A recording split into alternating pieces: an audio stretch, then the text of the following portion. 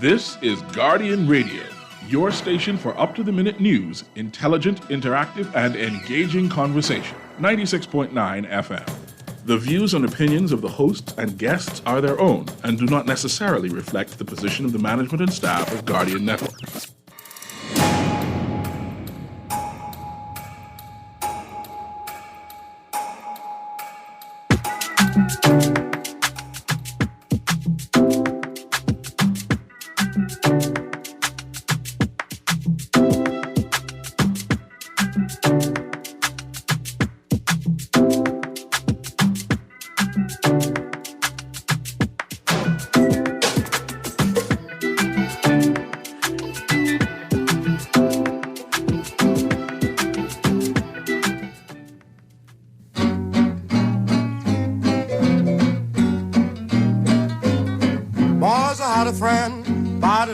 Jones on his idea sure was wrong. I took old Jones for my personal friend. Don't you see what Jones had done?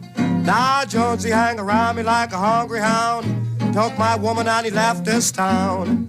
Now I wonder if anybody in here can tell me if they seen old Jones. Jones, oh Jones, boy, you know you can't last long. Jones, oh Jones, you better bring my woman back home. Got a 4-foot Daniel with me, gonna buy me a gallon gun. And when I meet you, Jones, you know it ain't no use to run. I got the ambulance down, you with me, Undertaker too. And here's the studio doctors offering me money for you. I'm going to keep you for myself. I'm going to kill you dead and bury you. Gonna dig you up for fun. I'm going to stand and watch the buzzard pick the meat off your bones. I'm going to take my wet and butcher. Gonna chop you through and through. I'm going to chop you into pieces just big enough for stew on. When I get through, everybody gonna moan.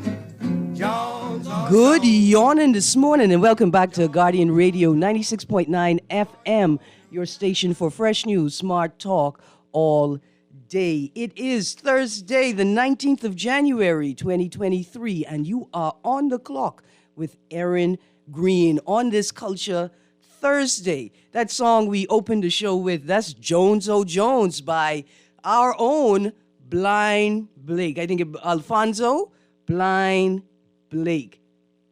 What a song. That song old. I need you all to understand this. Not the new Blind Blake, you know. Not Blind Blake the Fourth. This is the one we know from long time. It's an old song. It's an old rap song. It's an old gangster rap song. I want to say good morning to my guest, co-host this morning, Mr. Cecil Nuri. Thank you for joining me. It's a pleasure. I can't hear myself on the mic. Can you hear me yet? Say it again. Can you hear me? Oh, yes, yeah, there you go. I can hear myself now. Yeah. It's always a pleasure joining you, Erin. And I thank you very much for that song and that intro. That sounded like rap. Yeah. And I was in a debate recently with some African Americans, and I put it to them that rap originated in the Bahamas, and that we did scat, and it eventually moved into Miami, Florida, and eventually traveled up the East Coast. And of course, they got vexed. Of course, they would do. Yes. Yeah. But to hear that, and knowing that Blind Blake, born in the late 1800s and died in the early 1900s, way before rap. But that just now was rap, and that's a high-quality rap where you can sit down and enjoy. In fact, you want to know if they can do what do you call it? Remix. A remix Yeah. with Bahamian rappers and reggae artists playing with that, or Bahamian artists in general. Yeah. That song is worth redoing. Reimagining for the 50th independence. I mean, the ideas are just rife. I mean, there's just tons of them. Nice. And I wanted to play that song today because we're going to talk about the homicide count for the year. We're going to talk about the state of crime, in particular serious and violent crime, gun crime, and look at some of the commentary surrounding that discussion, sort of join some of the discussions we've had earlier this week and last week, in particular the critique of the judiciary, and a bit about the principle of the separation of powers, right? And sort of what the Chief Justice meant when he said, like, A, don't attack the judiciary, B, attacking the judiciary is sort of useless, right? And the scope of critique that we can offer, that we can engage, that we can put to, if not the judiciary specifically, to the powers that be, right? And what the separation of powers are for. And I think these are all important little elements that surround this conversation about the homicide count. And so I also, Mr. Nure, I want to have this conversation in the spirit of another idea. And the idea is that we have sort of, and I say this with all sort of respect, we sort of lost our way in terms of culture around death, honoring the dead, respecting death, and understanding it. And I think that this is a place that we could also begin to have the conversation. I will pause you there, Erin, not wanting to go off topic. Because I appreciate this conversation, because both of you and I are culturalists. We appreciate culture and we seep in Bahamian culture. But before you start your conversation, our exchange, give me your definition of culture, and then I'll yield and move forward from there. Boy, look here, you catch me here, right? Because I have a very sort of loose definition of culture. Like, culture is what we do collectively. Okay. Right? And I know it's far more nuanced than that. And it's far more technical in the sense that there are academics and scholars who have taken the time to understand the meaning, not just define it themselves, but understand it and then, define what it is they see. I'm taking it very seriously, but I think culture is a collection of what we do. I appreciate that. Historically and contemporarily, right? Yes. Like how they connect. Like I talk a lot about growing cultures of appreciation for things, right? Like we need to focus heavily on growing a culture of appreciation for education again. Because 46, born in 1970. How old is I old? You're 47, actually. Yeah, I 40 old. Yeah, I 40 old. Yeah. Because I'm a baby to you, and now you're trying to be 1976, right? I grew up in a culture of appreciation. I mean, I grew up in it. It was real, tangible. It impressed my life. I lived within the boundaries of that culture, and I could feel it. Is this just your experience, or this is the experience of your generation, that 1970 to 79, 81 generation? I used to think that it was a collective experience, and I'm thinking more and more now that it may have been isolated experience, right? That Corinne Mitchell used to tell me this when I wanted to go offer her the property, like offer her from her house and go up to Fort Hill, go by my cousin, go to the shop. And she'd say, nope. And I'd say, but my other cousins are going. And she'd say, yeah, but your other cousins ain't Lila Greene daughter. They ain't Lila Greene child. And then I realized that people appreciated my mother's perspective on education and what her plan was. And it's almost like they adopted that with me and was like, oh, no, education, miss. That's the most important thing. As I get older, I realize that it may have been sort of isolated to me or isolated to my family, or to a particular a sector they come from. But I didn't realize that it wasn't as prevalent in other people's lives, in their homes and in their communities as it was for me. My housekeeper... I was getting ready to say that. No, you come from a life of privilege. I know I'm about to say. I would say good morning to Joycelyn Frazier, who may have been more instrumental, right, in the entrenching of this culture. And my housekeeper would say to me often, she would say, look here, I didn't complete primary school. I didn't complete school, but I can tell you right now the importance of this book work you doing, and I gonna need you to do it. I gonna need you to understand how important it is, right? And that right there. Someone who understands not because they benefit directly from it, but their life has been enriched by other people who were educated, right? And she knew the importance of it. And she taught it to all the children around her. And her son is an award-winning Marine. I think he may have retired by now, but in the Bahamas Defense Force, right? Culture of appreciation for education. It's not about the degrees. It's not about the A's and the B's. It's about understanding the value of knowledge and being able to apply But it. let me stop you there. Yeah. I know on a second half we have a discussion on something similar. Yeah. But I want to know if there has been a shift in terms of appreciation of education. Yeah. Once upon a time, we had orators, Linden, Milo Butler, Cecil Wallace Whitfield, who you quoted their speech, who you listened to and said, my God, did you hear what he said?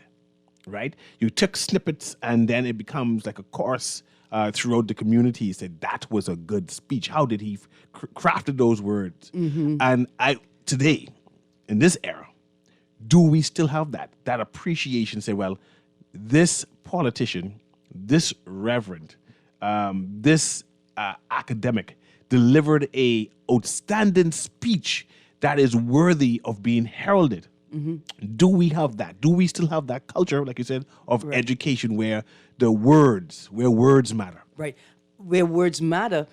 Have we lost the orators? Is it that people are not speaking, right, with their stature and grandeur, or is it that we are unable to appreciate the value because of a degradation, right, of the culture of appreciation, or a degradation of the education system itself?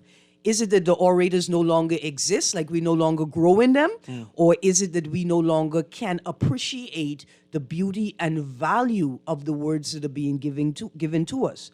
Or is it something extra on the side, which is that we can appreciate the beauty of the words, but no longer the value of the words because we've heard them before and they have not realized anything? Or even worse, you inspired in me something that I cannot achieve in this environment, which becomes even more frustrating, right? Like your words and my experience of hearing your words caused me to bloom in a way that cannot be contained any longer in this space, right? And I become frustrated. I know we're going to sort of have a similar conversation on the other half. But for me, right now, that draws to a question I have. What are the root causes of crime and what are the solutions to crime? I think you hinted towards it, that a person has to be inspired in a current space to be able to move to a new space, right? To bloom, right? And going back to the statement in terms of words matter and the orators of yesteryears, once upon a time you quoted Linden. Once upon a time you quoted a Randall Folks, right? Who do we quote now? To say, well, we just quoted our prime minister when he went off to do those environmental things. He had one or two snippets what was worthy of being a quotable moment. But in general, in our House of Assembly, in our general speeches, we find that our politicians talk, and then you just move on to, okay, whatever he said. There's no quotable moment, no bend or break speech, no speech that says if you don't take care of what you get, you lose it. You know? Right. Or are we no longer inspired? Are we not inspired by them? Because the faith that moved the mountain, right, by Randall Fox. Today, right now, I could tell you, right, just from the title alone, I got a whole speech, I got a whole presentation, because it is the faith of the people that moved the mountain, right? Not the issue per se, not the leadership per se. But it is the faith, the belief that poetry that I mean something and I am needed, right? And all of us come together. The faith in each other can move that mountain. Like that is relevant right now. That's relevant right now, right? Powerful words, not lost. Is it us that are lost? Watch me get you in trouble. I, What is the coined phrase for our 50th independence celebration? Is this something as profound as the faith that moved the mountain? I hope so. They think they're going to announce that tonight, right? Okay, They're having yeah. a ceremony, an event this evening in Rawson Square. Were you invited? Did I get a formal invitation? formal invitation. I like roke on this one. I Lord. count myself with the roke. I feel good about it. Yeah, I yeah. did not get No. a formal invitation. I didn't even get an informal invitation. Like I didn't even see it Oh, my. anywhere. But that's okay. That's all right. I don't. You want to take it personally? Not just that. I don't need a formal invitation You could be standing up in the back. to participate in anything to do with the 50th independence You prefer to stand up. celebration. Okay. I bring my own chair. You bring, okay. In fact, wait. See, you're also lucky I was Corinne Mitchell granddaughter because I was going to bring chairs to rent at the government function. Live. No VAT. All charity. Yeah. Yeah, you know what I'm saying? But thank God for Corinne Mitchell and her lectures on the proceeds of crime. I understand. Yeah. It's a culture of appreciation for education, and it comes in all forms. It's not just lectures at the university. You know what I'm saying? It's not just in 600-page books. We create an environment where people can learn by prioritizing and saluting a culture of appreciation for education and encouraging people to learn in any moment through any vehicle. And I think when we talk about roots of crime, I think one of the roots is the loss of the ability to navigate, negotiate the world around us, the inability to observe, right? And I say the loss because it's one thing we know for certain. Bahamians of yesteryear, let's call it pre-1973, call it pre-1967, right? Had less access to information and education than we do right now.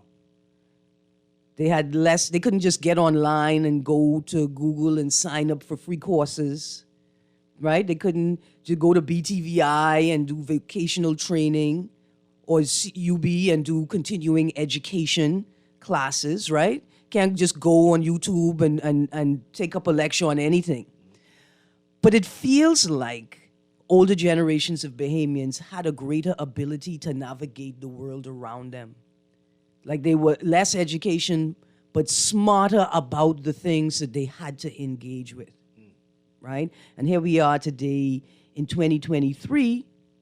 We got access to everything. You could find anything on the smartphone, but we have a lesser appreciation for education and for intelligence, or maybe what it is that we have privileged academic scholarship, right? Like if it ain't from a university, it ain't weight nothing. We privilege that over other forms of learning and other forms of intelligences, right? But certainly, it really feels like older Bahamians who had less access were smarter and were able to accomplish more than younger Bahamians right now. And I think interrogating that space and figuring out how to better arm Bahamians. In fact, Leon Williams, when he was on Lester Cox's show, it's a beautiful snippet that Lester pulled, where Leon Williams, former CEO of BTC, said, look here, these guys have been dragging the past into the future. And I always corrected as if I can, because I biggity, you know, and say that's not what it is. What it is that, and I like this because you noted that I am a person of privilege, right? We've dragged people into a future that they are unprepared for, and we, the ones doing the dragging, can barely prepare them for, are barely prepared for ourselves. That sounds like turmoil there. It is. And perhaps that is the reason why we have crime, the reason why our systems are not working, the reason why Bahamians are now crying out, because we are unprepared and dealing with the future, what is the present. Right. That's it right there.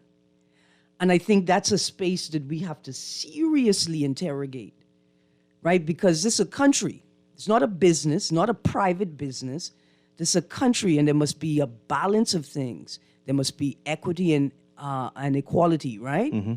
And what that means is that when I was just left primary school, went into high school, I wanted to be an astronaut, Cecil. The audacity of hope. Right, as a mathematician, numbers. I wanted to be an astronaut. Mm-hmm. Popular science, all the things I watch and listen to, read. And then I hit 8th grade and I read Challenger Explosion. Explosion. And look here, I hit halfway through the book and I realized right then that I would never be an astronaut, that it was too late, that the things that I would have needed to do to prepare yourself. You haven't been exposed to us yet. Right, and it was just too late. And we have young boys and girls now who want to be an astronaut. Mm-hmm. However, the system hasn't prepared them for what they needed to be at this present time. And those who are like Aisha Bowe, they had to leave here to be able to accomplish that, right? And so, like in that space, we forget the police plans, right? Forget those sorts of responses to crime. Forget attention to the economy, housing, and education. There is this space that we need to engage where we ensure that we are not dragging people, and young people in particular, into a future that they can't navigate, but even worse, right? It's like a Ponzi scheme, that we're dragging them into a dream that they can never realize for the purpose of our own personal economic agendas, right? That we're dragging people into dreams that they can never realize to support and prop up our own agendas. Mm-hmm. That right there is a horrible thing to do to people. But when you say we, who is responsible for investigating this space you keep on repeating again and again? Well, the state has an obligation to create an environment where people can make decisions about their lives, decisions that are healthy, that are sound, that are sustainable, right, and reasonable. The state has that obligation. I am not one to leave things up to the state. And I say that we, the people, have an obligation to each other to ensure that we are constantly negotiating this environment, right? Like we're constantly, things change. We don't have control over everything, but we commit to constantly negotiating and attempting to create this environment for generations to come after us. Right? And I think with all of the other elements that we approach to deal with crime, we think about crime, responses to crime, there is this psycho-cultural, collective cultural space that we must always also be paying attention to, right? Because that's the space within which all of this is operating. Let me beat you. Look here, my name is Grouper today. There you go. Is crime cultural? Is this something that we've learned and adopted? And crime has become a general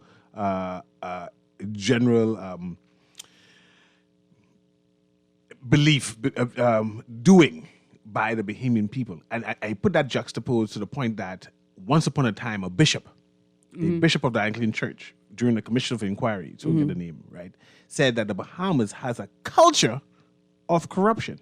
Is it possible that we have a culture of appreciation of crime? All right. I'm glad you said that, and the gentleman was from the church, right? I'm going to say to you, normally I tell you it can't be cultural, right? Except I can tell you, almost sure it is cultural. Especially you say it's a church person who said that, right? Because in some space, recognizing that there are multiple truths and people hold their truths, right? Some space, how can Africans be a part of the Christian culture and the Christian culture rejects Africans, right? How can Africans be a part of the imperialist colonial culture when the only space in the colonial mindset is subjugation for Africans. I put it to you that we are the counterculture. That we have not seen ourselves as anything but the counterculture to that which is the established norm, which is whiteness, imperialism, colonialism. But I put it to you, and look here, we got some text. I can say this word. I can ask this question. What's your favorite movie, particularly growing up as a young man? You'd be surprised. You'd be surprised if you want me to answer that. You'd be surprised. Well, let's go to these texts. Yeah, man. You'll be surprised. When we get back from the text, we're going to go into that. All right, text says you can see great of oratory. Dear texter, why you catch me like that, man? I am afraid. I'm not even sure if I can pronounce the word. I have never read this word before. The word beyond you?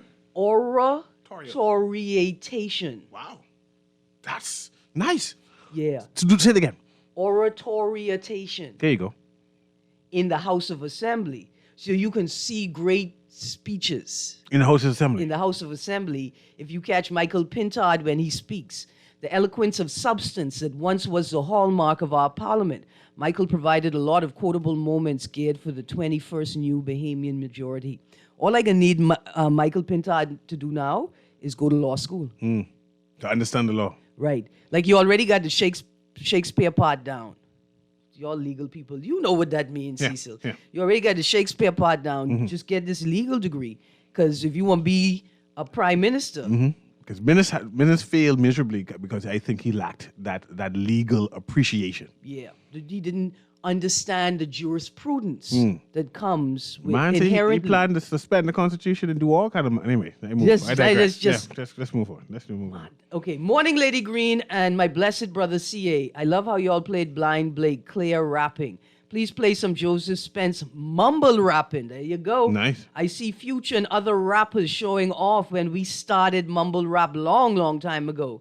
Now, Lady Greene, why you didn't read my text when I piggyback off Mr. Ian Munning's idea for a fair and balanced set? You write text, I apologize. General international wage scales. You know, show folks in general... World order won't be underpaying workers, migrants or not. Plus, what date was your Inland Revenue Property Tax show? How do I share that episode with relatives who are overseas out of town? Okay, the Inland Revenue show was on Tuesday. Okay. Tuesday the 17th. So that should be posted already. Right, and you're going to search Castos. You got a couple of options. You're going to go to GuardianTalkRadio.com. You're going to look for podcasts or recordings. You can look for On the Clock, and you navigate through that portal, and more options will pop up for you to find recorded shows. Or you're going to search On the Clock, Castos, January 17th, 2023. And the show should pop up. Thank you very much, Texter. Another text. Hi, Erin and Cecil. You're on to something regarding education. I think there are many reasons why it seems that we are less smart as a people.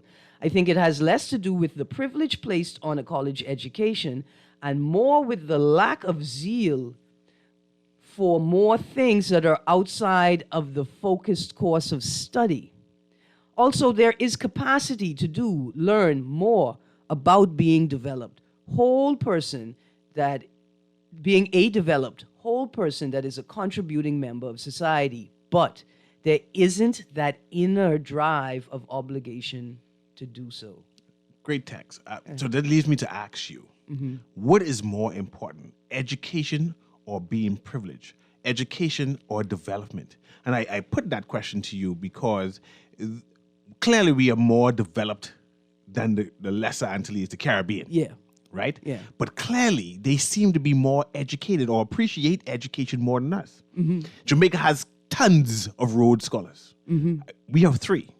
And we surely have the same access to education as they do. But they have created schools that breed Rhodes Scholars. They know that in this class of the sixth form, grade 7 to 12, they know in that sixth grades, there's going to be at least one Rhodes Scholar, recognized in the Caribbean and shore, right? But can we say that for the Bahamas, that in a form of sixth grades of all of the high schools, we sure there'll be a Rhodes Scholar or someone close to appreciate?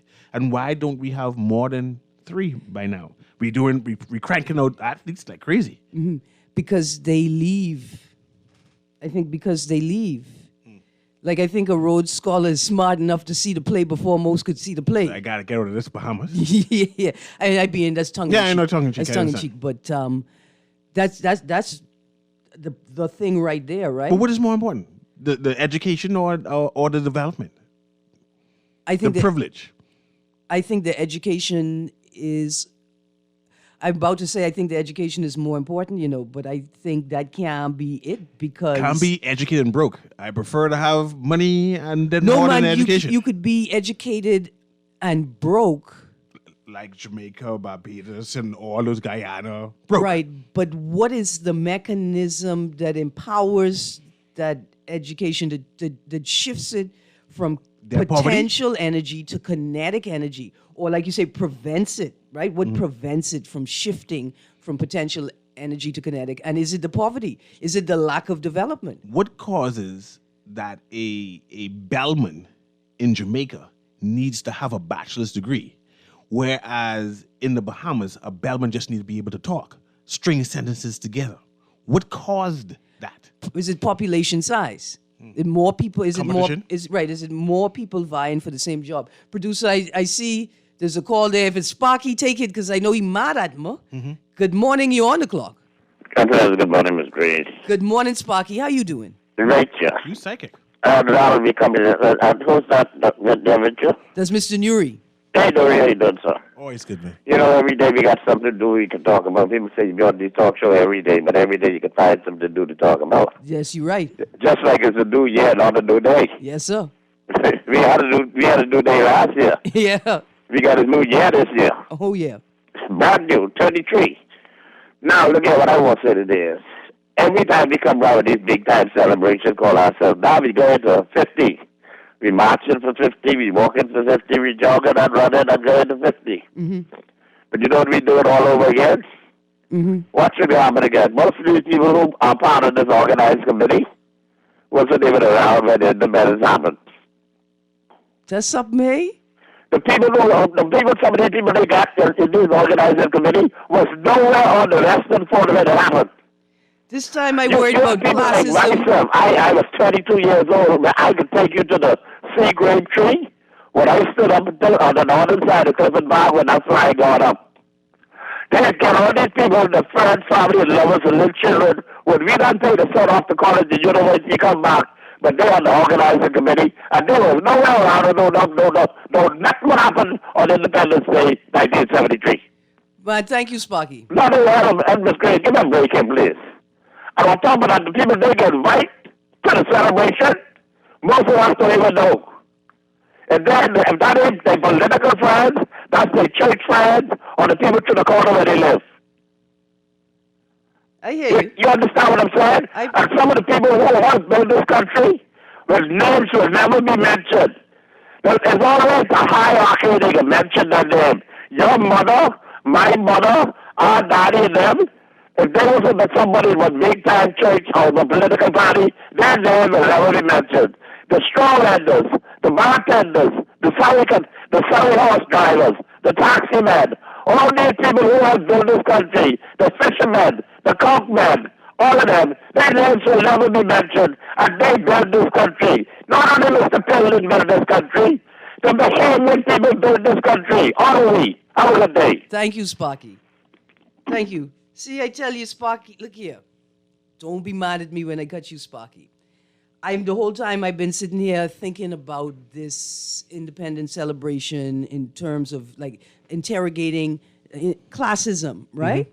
But that's a real cogent and reasonable position put down by Sparky about the potential for ageism to sort of prevent us from putting on the best that we could do. But let me dissect that or investigate that, right? Yeah. Usually when we have Independence Day celebrations, it is about the aged.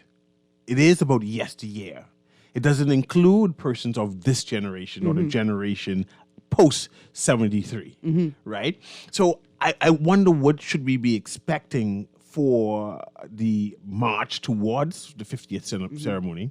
Will it be something of yesteryear and say, okay, yes, we saw that before, the same tattoo, or the same people being interviewed and the same videos being produced? Or will it be something new, dynamic, spectacular, and different, encompassing this new generation genre of rap, reggae, Bahamians, tap dancing type Bahamians instead of that yesteryear? So watch this. Another thing it made me think of, and we can link back to that, exclusion as a route to crime, social exclusion, right? Independence generational ambassadors, right? Like, I want ambassadors from, like, John Boswick Jr. And Chrissy Love. They always talk about the Born Free generation, that they were on the park. They was little, but they was there.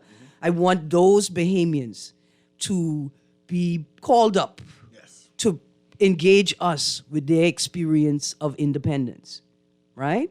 I want them to be ambassadors, and I want them to reach out to children, younger people, and in the school system, and to older Bahamians, right? And someone of Sparky's age, they see, and like Sparky and my, like a man like my uncle Stanley Mitchell, right? They got stories, man. They got stories that only their generation could tell.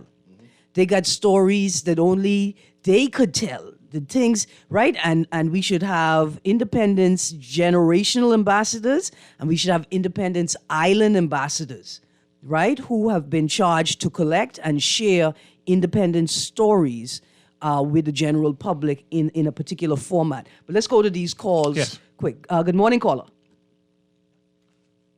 Good morning, caller. Hear me? Yes, I can hear you now. Hi, Erin. But before I make my comment, I just want to say I won the little packet from you with the samples. Yes. Which were you plotting to blow up? You mean the hot pepper? I take that word back. That also. The hot pepper samples? Are they very hot? Man, okay, it was good. It's hot, but that can run you for almost over a month. That's good. I just used to last my husband on some spirit. Nice. But that is what you call powerful. Listen, you know, and I have to make arrangements to get some more. To get some more of that stuff. That was some good stuff. You leave your number with the producer. I will, but I just wanted to comment in reference to our 50th. Yes, ma'am. And you spoke on education and Rhodes Scholars, and we don't have enough. But you know, I heard the Minister of Education at a ceremony with the scholarship awards program that they had a few weeks ago.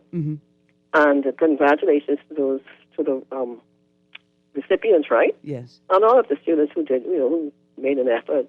But the thing is, she implored, and you heard speaker after speaker, partially begging them to our students, abroad to come back home. But we have to give them something to come back home to. We have to give them something to come back home for. You understand? And that's what we have to remember. Give them something to come back, because there are too many who are not coming. They see the ticket, that scholarship or whatever, that education as a way of getting out of this country, and it's so sad. Yes. And speaking on what sparking his passion about this celebration, saying that the persons who were there, who were a part of it in 73, are a part of, these people who don't know anything, who are on the committees. The thing is, we have to have a balance, be able to have a balance, like you said, intergenerational balance, with going forward in everything that we do. We cannot say, get upset and say, well, all of these people, you're all pushing us old people out, or you're all pushing the people who was there. I was there, you weren't there. You can't more or less attack indirectly the youth who are eager, who are excited to be a part of building this great country. Yeah. You can't turn them up because you know young people are fickle. You can't, certain things you can't say, you can't do. You can't push people. It's just like with some of these parties. Yes. Because you were there marching, because you were there doing this, yes, we appreciate that. You may not get, because so many persons have died, sad and disappointed. They never got the recognition. Yeah. But the satisfaction that they got, that they were a part, they did that. They know they did that. You understand? Yes, ma'am. So you cannot continue to make these young people and these new breed who want to poke their head in, who they poke their head in first. Then they put their little toe. If that water is too cold, they're gone. They're gone. Yeah. And so we have to go on. Sorry. You go on. No, but so we have to find a way to have these persons involved in doing so. And I think a part of them being a part of the committees and being part of all of the organizing should be, they're going to learn. They're going to learn things that they never knew before. You understand? So Yes, we must continue to get these people involved, even if we can even reach out to the ones who are overseas studying abroad. Yes, ma'am. Get them involved so that they can spread the word that we're about to be on the road to 50. Get them involved as far as, you understand? Yes, getting ma'am. people getting interest up. But we have to continue to embrace all. Absolutely. And that's all I wanted to say, Erin. I'll reach out and I have your number to get that all. Okay, yeah. Shoot me Thank you, guys. shoot me the message and I'll get it right out to you. And good morning, Mr. Nuri. It's always a pleasure, man. Okay. I'm glad you enjoyed the pepper. Absolutely. Let's go straight to this next Yeah, call. man. Good morning, caller. You're on the clock. Yes, good morning, Ms. Greene. Good morning to Mr. Nuri. Morning. Pleasure, man. Ms. Greene, I'm glad you didn't go into space. Thank you. I never wanted to because I didn't like the prefix, the A and the S, right? Mm-hmm. Yeah, and a giant couldn't stay light up there, so it wasn't feasible for me to be up there. So who want to go, let them go if they think they can escape God's judgment with their transhumanistic agenda, right? Yes, but sir. I'm vexed. I like the conversation about education, right? Mm-hmm. So all of us are semi-educated. I mean, I'm semi-self-educated because I couldn't do without my sixth grade teacher, Ms. Fox. She's in the grave, and then, subsequent educators, right? Yeah. So they push you towards being able to read and educate yourself. So in being self-educated a lot, right? Mm-hmm. I find that I think deviantly from people who are funneled through the college and universities. And so we know maths and English is real. Mm-hmm. But the history books have to be rewritten. Yeah. Because we'll be twice bitten. And so I got a joke for you. You all remind me of something. The top dancing is still going on the plantation, Yeah. Oh, yeah. Yeah, the top dancing is still going on, yeah. And so, like we saw it during the height, or rather the fright of the scamdemic, right? In which the educated people funneled our minds and gaslighted some of the people until they try to gaslight me. Mm-hmm. But what I'm saying is, without confidence, you're twice defeated in the race of life. But with confidence, you've won even before you've started. And so I'm telling you now, no one is fastidious in everything they say, right? Mm-hmm. Like yesterday, I said numerous instead of saying a number of them. I'm not looking for anybody to correct me, but a lot of people possess great oratory skills, Yeah. So you wouldn't know if they're not given that opportunity. But what I find is that on the plantation, we're not willing to hear the truth, but we're willing to contradict in ignorance, right? Mm-hmm. And just that's the way it is. So we're going to be wallowing around until it's too late, and then we're not going to get anywhere because what happens is, and Sparky's totally correct. But I didn't like how he disrespected Lady Ping, but I love, but what I'm saying is, I was a young man working in the council at Resource International, and I saw how some of the members of the then ruling party, the PLP, how they acted towards the chef and the people that they'd be up in their ballroom concerts. Conventions, etc. Yeah. So I was working in the council, and I happened to look through the papers, and this was the beginning of the 80s, and I would have seen the amount of money that they owed these companies and stuff like that. Mm-hmm. But what I'm saying is these people actually come on like they own this country. So it's still I'm telling you, these people, this is the way how they act. And so even any deviant narrative, these people tend to suppress, as we saw during the fright of the pandemic. All right, this is what we saw. We saw that the pretty lady from the CDC, Belinsky, very beautiful lady. I listened to her, and the thing is, I'm able to see that they're lying to people. Even the big lizard, your boy, the lizard-faced devil, man, look, you can't say that. Right? I don't want to call his name. I know what you're saying, 52. Yeah, but see, the thing is, you're using education to take advantage of people, which is really, you're going to pay before God. All right? That's what I'm saying. I so, understand. And the thing is, that algebra was invented by a Muslim named Muhammad Musa, right? Yeah. And you heard about the man who knew infinity. He was an Indian and a Muslim, respectively, but they don't want to tell you that. So these people are not intelligent. I got you, 50. We are, the black people. Right. And we need to re-examine what intelligence means and which intelligences we prioritize and how we relocate ourselves in this global system that has convinced us that we are lesser than anything else on the planet. Thank you, producer. Let's go to a break. When we come back from the break, Cecil, I got a bunch of texts, and I get to butt 2 of my questions out of 107. I'll let you ask 1 or 2 questions for the next time. Why, thank you. You guys, stay tuned. You're on the clock. I'm Cecil Nuri joining me today. We'll be right back. Here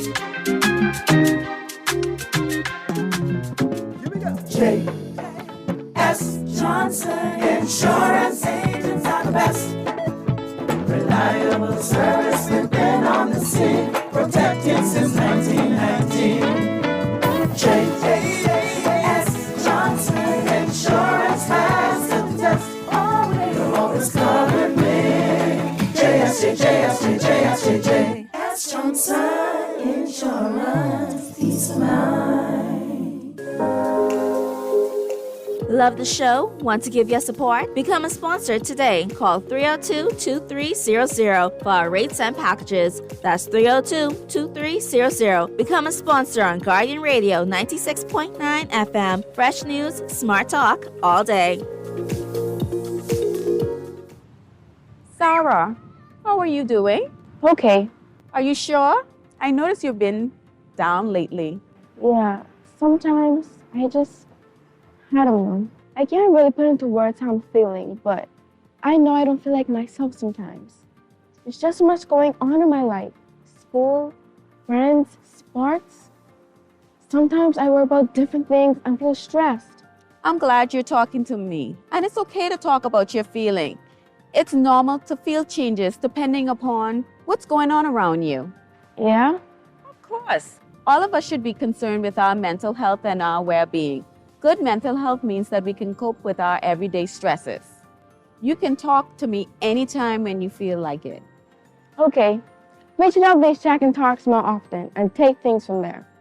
Message is brought to you by PAHO WHO and the Ministry of Health and Wellness. This is Guardian Radio 96.9 FM.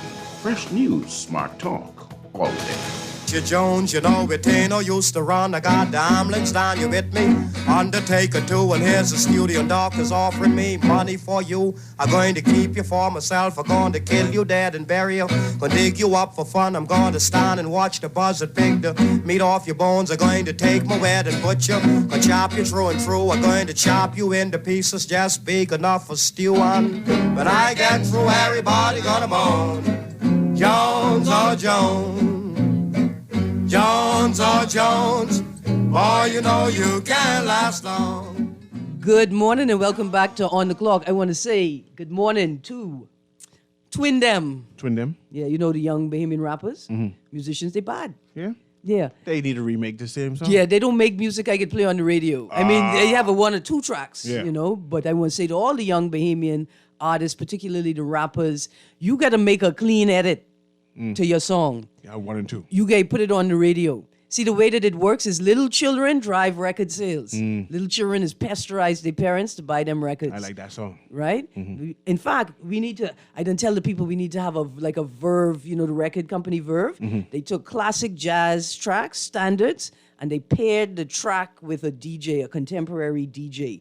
And they remixed and reimagined the song. And I've been pushing for the Independence Committee to do that for the 50th Independence. In regards to this Blind Blake song that you can continue to play, the rap, which yeah. may be the first rap song ever for. Now remember, we had the text that told us Joseph Spence and Frederick McQueen was making mumble rap long before them. Blind Blake older than them, eh? No, Yeah, Blind Blake is like No, 18. man. Joseph No, man, Spence is later than that. Is it? I ain't sure, you know. Yeah, man. Because Blind Blake was in the video with, was it Perry Como and Tennille, and, you know, Captain and Tennille, doing the story about speaking to the Duke at the party. That's 1940. Yeah, when the Duke said to Blind Blake, hey, you sing But he's that an old song. man then. Yeah, very old, he says. But he was old when he's doing the interview. Yeah, he's very old when he's doing the interview. He said, sing that song for me. And the Duke said, I can't sing the song, sir. I've been, right? Oh no, or the wife asked first, you know, and then she said, "Miss, I can't sing the song." And then the Duke came and said, "You know, that's the Duke, that's my wife. I tell you, I want you to sing the song." So did he sing the song? He sang the song. He sang the song. Yeah, the Duke asked him to sing the song. Perhaps we need to herald that and proclaim and claim our right of being the first rap song originator, especially during the 50th. We just claim it, own everything. Just own everything, straight across. Absolutely, and the proof is there. In fact, I will argue. In fact, I going out in the ocean and I can get one of them celebrity keys. I willing to put a celebrity's piece of island on the line to say that Frederick McQueen and Joseph Spence are the fathers of not just rap, but modern R&B music and pop culture.